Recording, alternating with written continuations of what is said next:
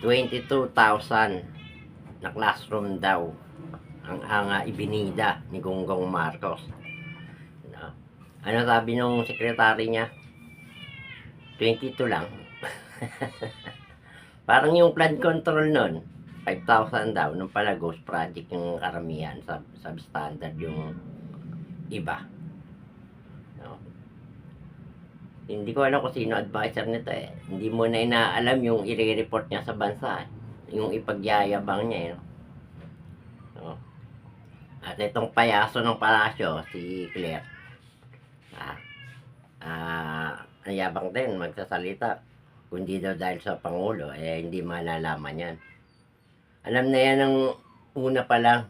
Binanggit na yan ni Joel Villanueva at saka ng Vice Presidente ni BP Sara. Yung anomalya na yan. No? Bakit ang Sunwest hindi yata naiimbestiga, hindi nababanggit? No? At itong si Saldico, hindi na rin yata nababanggit ng mainstream media. Diba? At ang ginagawa ng ombudsman ngayon ay ang gustong imbestigahan yung mga datihan panahon pa ni PRRD. Halatang halata sila na niniiwas yung kasalukuyan. Nagkaroon ng problema ngayong administrasyon niya, pero ang gustong imbestigahan ng ombudsman niya, yung tuta niya, ay yung panahon pa ni PRRD. Ginagawa ng tanga ang Pilipino. May mga content na dumaan sa akin, mga video clip, mga Filipino tourist, Filipino OFW, no? Doon sa airport ng ibang bansa, kapag nakikita ng Pilipino sila, nga lamang Pilipino sila, no? Ang pangat ng tingin sa atin. Yung isa napanood ko, nakita sa passport niya, Pilipino siya. Ano sabi sa kanya? Flood control. Yang hiya siya. Diyan sa Europe naman, yung isa, di ba? Nag-trending. Money launderer daw, ayaw palitan yung $300 niya. Di ba? Tapos pinagyayabang nitong si Auntie Claire na kundi raw dahil sa Pangulo, hindi malalaman yan. Siya lang daw ang nagbunyag. Gunggong. Pares kayong gunggong ni Marcos. Dahil sa ginawa niya, ang sama ng tingin sa atin ng ibang bansa. Dapat, ang isiniwalat niya, andito sa harapan nyo, ang politiko sa tabi ko, ikukulong na. Yun sana ang nireport nyo. Ay, ang nireport, meron anyang malaking katiwalian, korupsyon na naganap sa atin. Pero wala pa kayong hawak na akusado or suspect. Diba? Or convicted. Sana, ang nilabas ng Pangulo, yung ng resulta na hindi yung maghahanap pa lang ng ebidensya, maghahanap ng mahuhuli. Diba? Kung yun sana ginawa niya, na nagpa-press siya na nandito sa katabi ko, nakahilera itong mga politikong korap. Baka natuwa pa ibang bansa sa atin, at kahit ang buong bansa, ang mga mamamayang Pilipino, natuwa pa sa kanya kung gano'n ang una niyang nilabas Ano lumalabas sa investigasyon bago magsona? Si Martin Romualdez na i-transfer na ibang asset niya sa Amerika. Kasi nga planado na nila yan, na ibubulgar ko to, ilipat nyo na yung mga ari-arian nyo. Sabi ko, malis ka na.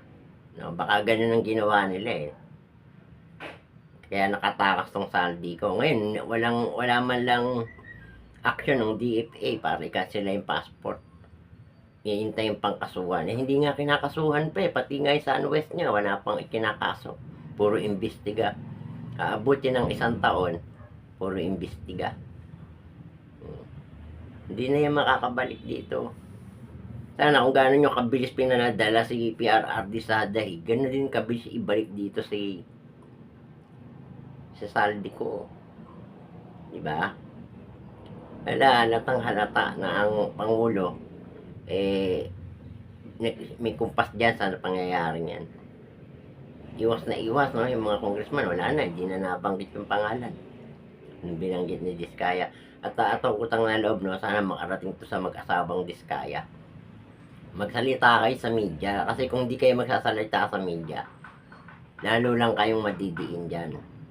Pag diyan kayo nagsalita sa grupo ng mga sindikato sa administrasyon, halatang halata sindikato yan. Magkakasapakat sila. Pag sa kanila lang kayo nagsalita, ano sabi ng ICA, ayaw nyo na raw makipag-coordinate. Kasi pinigilan na kung ano sasabihin nyo. Lalo kung tungkol na sa Ilocos yung ilalabas nyo. Magsalita kayo sa media, kakampi nyo ang buong bansa pa pag nagkataon. Kasi habang hindi kayo nagsasalita dyan sa media, sa press, nasa inyo ang sisi. O ngayon, kung ako sa inyo, magsasalita na ako, ganun din, kukulong din kayo. Ano kayo lang makukulong? Kung ako tatanungin mo, ako lang ba makukulong? Ang dami nating nakinabang. Idamay mo na lahat ng alam mo tumanggap. Yun ang gawin dapat ng Diskaya. Di ba? Sa tingin nyo, mga kababayan, may makukulong bang politiko na nakaalyado ng administrasyon? Puro kaalyado ng ni PRRD at ni VP Sara ang dinadali. Wala man lang kaalyado ng administrasyon na nakakasubhan pa. At bakit gusto nilang kahit isa man lang sa minority ng Senate ay mawala? Kasi siyam ang minority, sapat na bilang para maabsuelto sa impeachment si VP Sara. Siyam lang ang kailangan nila. Ngayon, kung magiging 8 lang sila, ay may impeach si VP Sara pagdating sa botohan nila. Magbobotohan kasi sila. Diba? At ito sinasabi ni Boying na patatanggal niya si Joel sa Senate. Malabong mangyari yon kasi magbobotohan din yan eh. Isipin nyo na lang, isa kang senador. Kung boboto ka para matanggal si Joel Villanueva, paano kung ikaw naman yung nasa sitwasyon ni Joel Villanueva? Diba? Hindi sila boboto ng yes dyan. Hindi nila ipatatanggal si Joel. Bago magbotohan niya, mag-uusap na yan kung ilang boto lang ang pwedeng ibigay sa no, sa yes. Magnono lahat yan. Kasi pare-pareha sila senador. Pare-pareha sila ng galaw. Magkakaiba lang sila ng prinsipyo. Pero kumbaga sa tingting, isang tali lang sila. Pag nabali yung isa, hindi na ganun kalakas. Kaya ito sa Senate President natin, hindi natin alam kung talagang para sa bansa ang ginagawa niya or para sa sarili nila. Dapat pag binalik si Ping sa committee, sa Blue Ribbon, magkaroon na ng bagong Senate President. Hindi dapat mabalik dyan si Ping. Palayo yung ni Ping yung kanyang investigasyon eh. Puro senador ang tinuturo eh. No? Kung naalala nyo, nagsalita pa si Soto dyan. Di ba may 6 ka pang babanggitin na senador? Kasi pa nag-insist na. Samantalang sabi ni Bray, wala po ganun sa listahan. Walang senador, puro congressman. Di ba? Wala palang senador sa congressman, pero binanggit niya si Joel at saka si Jinggoy. Anyway, bago ako magtapos, paalala ko lang po sa mga pro Duterte. Huwag nyo pong pansinin yung mga content creator na tinitira ang mga Duterte. Ginagawa lang nila yon para ibas sila ng DDS group. No, ng unang samahan natin yung mga DDS. Gusto lang nilang iba sila para lumaki views, lumaki ang comment, lumaki ang engagement, reaction. Mas malaki ang babayad sa kanila ng Facebook. Huwag nyo silang pansinin, huwag nyo panoorin, huwag nyo engage. Pag alam nyong paninira sa mga Duterte. Kaya nila ginagawa yun para lumaki views. Kasi ang liit na ng bayad sa Facebook. Napakalito. Kahit umabot ka pa ng 100,000 views, 1 cent lang ang ibabayad sa'yo. Hindi kagaya dati. Sobrang baba. Kaya ang ginagawa nila, alam nilang mas marami ang DDS. Tinitira nila yung mga Duterte para makakuha sila ng views. Diba?